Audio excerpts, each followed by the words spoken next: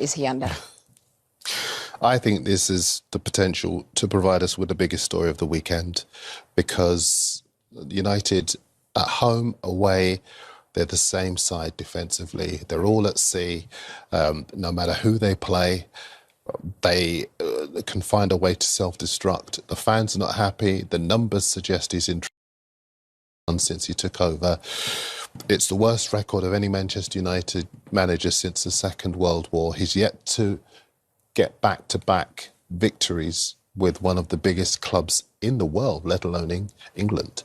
They've given him over £200 million to spend. He's brought in half-decent players, but they look like the same Man United. And some people might watch this and say, well, there were good minutes, good moments against Brentford, against Fulham.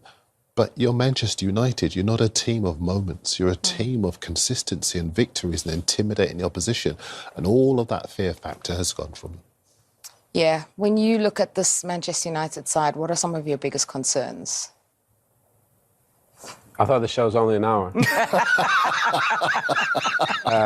No, you know what? I think we all just want Ruben to do great, and he's such a likeable fella. And he has to sit front and centre and do all these interviews, and it's hard. It's the hardest time, I think, ever for the football club. And he's trying to implement change, but he doesn't also want to change, this formation that he's had huge success with at Sporting and in Portugal. But this league's different. This league's harder and it's more competitive, and you don't have as much of the ball. I think when you have 67% of the ball, you can get your wing-backs in different positions. Yeah. I think in this league, if you don't have comfortable possession, you get hit on the counter. You saw two of the 3 goals against Manchester City. There's big space. Think about the third goal. Erling Haaland just walks in. So they have. I mean, the striker situation still got to be sorted out. The goalkeeping situation still needs to be sorted out. 2 of the most important positions. No team I've ever seen win or play on didn't have those 2, the best of the best. You look at any team across any league, any country, and Man United still haven't sorted the goalkeeper out, and Šeško's still new. So, and the midfield balance. Kobbie Mainoo's got to play, by the way. He's not going to change the formation, but I think he's got to change the personnel within that. So, at what point, Owen, though, does he say this formation has worked for me? So that's the hill he's gonna. He won't. He's gone on record as saying, I'm going to stick with this formation. It's this kind of, I don't know if it's ego-driven, and I want to keep this kind of respectful towards him, because when he arrived, he was charismatic. Yeah. I really wanted him to win. He'd done superbly well at Sporting. But as you've been saying, Owen, the Portuguese league, with respect to it, is an inferior league to the toughest league on the planet. And you simply cannot continue with a system that isn't giving you consistency, that is leaving players out of position and uncomfortably, visibly uncomfortable, and that is leaving your goalkeeper time and again exposed. So then my question still stands. At which point does he say he has to make a change? Can he make a change? Is he just going to see this through? What are your thoughts on that? He's done it his way for a year. Yeah. And he's entitled to that because he's had amazing success. But the thing is, he's done it his way for a year and it hasn't really worked the way he envisioned. So at some point, you're going to have to adjust and go, OK, we'll play the same formation, but we got to tweak the personnel. Kobbie's not really played, Kobbie Mainoo. Kobbie has to play. And then you got to find a solution around, because nobody else is better than Kobbie in there. Then Bruno Fernandes to go play as a number 10. The curious thing I find is they bought 2 fabulous players in Cunha and Mbeumo. But the 2 best players last season were Bruno Fernandes and Ahmad. And where did they play? As a 10. Didn't fix the goalkeeper, didn't fix the striker. So now Bruno's having to play as a defensive midfield player when he's the best creator in the whole division.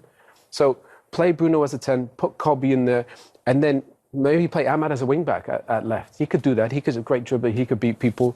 Maybe play Mbeumo at the front. So you got Bruno and Cunha as 2 10s. To me, that works. And at least you're changing something from what you've done for a year. And it shows, OK, I might not change the formation, but I'm going to tweak the personnel. Because we all just want to see something. And right now, I don't think we've seen enough to believe that it's going to get better. And I don't arbitrarily say that if they were to lose this one, it could be curtains for him. But if you look at the week we've just had, United have reported record revenues, over £600 million. They're out of the League Cup at the moment, so domestically they have 1 fewer trophy to compete for. They can't be too much more detached from the leaders already and be playing the way that they're playing and him be comfortable in his job. The fans, the clamour from the fans, and people sometimes talk about the media. Social media means that you're being judged in real time. And these are people with either financial or emotional investment in the club who want it to do well. But at the moment, they aren't doing anything. The stats all say that United go into this fixture with the advantage. But I cannot see a set of circumstances where Chelsea, who are looking for a statement victory after drawing last week and gifting Brentford a late goal, and then being really beaten out of sight by Bayern in midweek, they will be hungry and desperate to expose. But you can't. I don't think you can beat Chelsea. You know, Man United are going to have two midfield players in there. They're going to have Caicedo, who's arguably one of the best in the division in that position.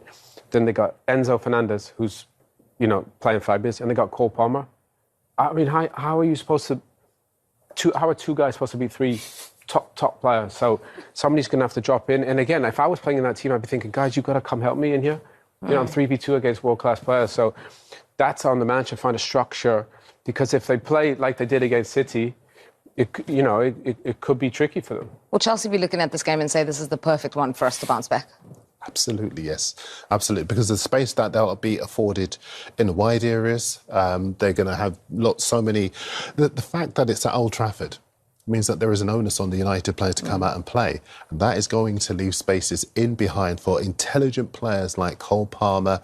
Actually, so many of their players. Pedro's fabulous. Neto's in great form. My goodness me. Kittens. They have so many weapons. And the pace that they're able to employ, the intelligence in terms of their distribution, and to be able to create opportunities for teams. Manchester United faces Chelsea in one of the most anticipated games of the round, and the weather at Old Trafford promises to be electrifying as the Red Devils arrive under pressure and need to show immediate reaction to not see the season slip away early on. Ruben Amorim has yet to embed his philosophy of play at the club and is experiencing the worst start by a United manager in many years. His team has suffered from defensive problems, uncreative midfield, and an attack that wastes too many chances. The fan begins to wonder if the project will really work out, and this duel is seen as a litmus test for the Portuguese. The board publicly supports him but knows that a defeat at home against a historic rival can generate a new atmosphere. Amorim's mission is to find a balance between maintaining his idea of possession and aggression while bringing more solidity, something that has yet to be seen. On the other side, Pochettino's Chelsea are experiencing their best moment since the coach took over. That's 3 wins in a row, confidence going high, and important players like Enzo and Cole Palmer growing in production. Nicholas Jackson is finally beginning to get along with, and the defense, led by Thiago Silva, is more organized. This clash is interesting because it puts 2 teams face-to-face in very different stages of construction. While Chelsea look on the rise, United are desperately looking for a turning point. The individual duel between Bruno Fernandes and Enzo promises to be decisive, as both are responsible for dictating the pace of their teams. Another crucial factor will be offensive efficiency. Rashford needs to score again and take advantage of the spaces left by Chelsea's sides that tend to rise a lot in attack. Defensively, Lisandro Martinez and Varane will have doubled the work to handle their opponents' quick attacks. The atmosphere in Manchester will be heavy, and any mistake can be costly. Amorim knows he needs a bold but at the same time smart game plan, perhaps betting on quick transitions to surprise. The fans expect delivery, high pressure, and a team that fights until the end. For Chelsea, the objective is to remain calm, exploit the rivals' defensive weaknesses, and control the midfield to silence. Old Trafford. If he manages to get the 3 points out, Pochettino will once again consolidate the Blues' good phase and increase the crisis on the red side. This game has everything to be intense, full of tension, and with the potential to change the course of the season for both clubs. For football fans, it is a must and can yield great stories, whether it's the redemption of Amorim or the affirmation of Pochettino as a coach capable of putting Chelsea back among the Premier League giants. Get ready for 90 minutes of pure emotion, rivalry, and drama. So who do you think will win this duel? Comment now, share with friends, and let's live together every move of this historic match.